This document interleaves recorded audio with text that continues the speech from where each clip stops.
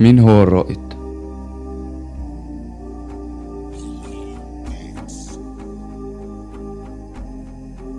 الرائد مش اسم ولا مجرد لقب الناس بتنادي بيه. الرائد هو فكرة، هو رسالة اللي بتتولد في لحظة وتتحول مع الوقت الحلم، والحلم بيتحول لخطة، والخطة بتتحول لحقيقة قدام عيون الكل. أنا ما جيتش صدفة ولا كنت عابر في طريق حد. أنا جيت علشان أكون الصوت، مش صوت لنفسي لكن صوت لكل اللي حاسس إنه تايه، لكل اللي قال أنا مش عارف أبدأ منين، لكل اللي حلم واتكسر وسكت.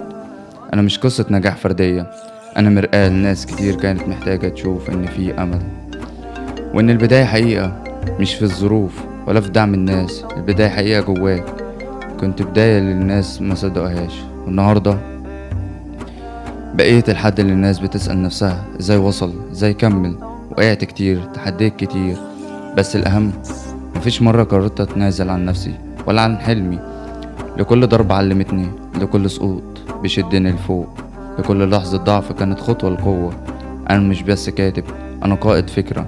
بكتب عشان أفتح بيبان، بكتب عشان كل كلمة تكون مفتاح لبداية جديدة.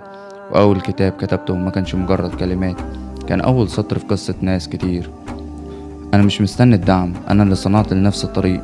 مفيش صاحب ولا قريب ولا حبيب شالني، أنا شلت نفسي وبنيت كل خطوة من تعب، من عزيمة، من إيمان. أنا مش اللي حياته وقفت على حد، أنا الفرصة اللي الناس بتدور عليها. أنا كنت عبد الرحمن رجب، شاب عادي جدا، تايه مشتت مش عارف هو عايز ايه. بس يوم ما قررت أسمع صوتي من جوايا كل حاجة اتغيرت. النهاردة أنا الرائد، مش بس باللقب، بالموقف، بالرسالة. الرائد هو اللي الناس اختارته مش بس علشان نجح لكن عشان بيمد ايده لحلم غيره. رسالتي اني افتح باب قدام كل حد نفسه يبدأ، اني اقول للناس ان انت تقدر، وانا موجود علشان اساعدك تكتشف ده.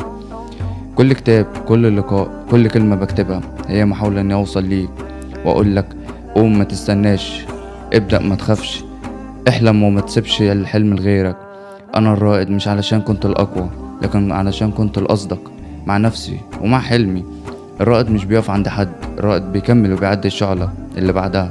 وانا جيت علشان اقولك ان دورك جه، دورك انك تمسك اول خطوة ومتستناش الظروف تبقى مناسبة، لان الرائد هو اللي بيخلق الظروف مش بيستناها.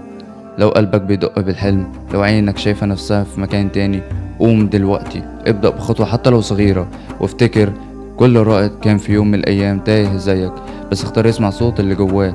انا وصلت بس ما خلصتش، لان الرائد الحقيقة عمره ما بيقف عند نفسه، هو دايما بيبدأ من عند غيره.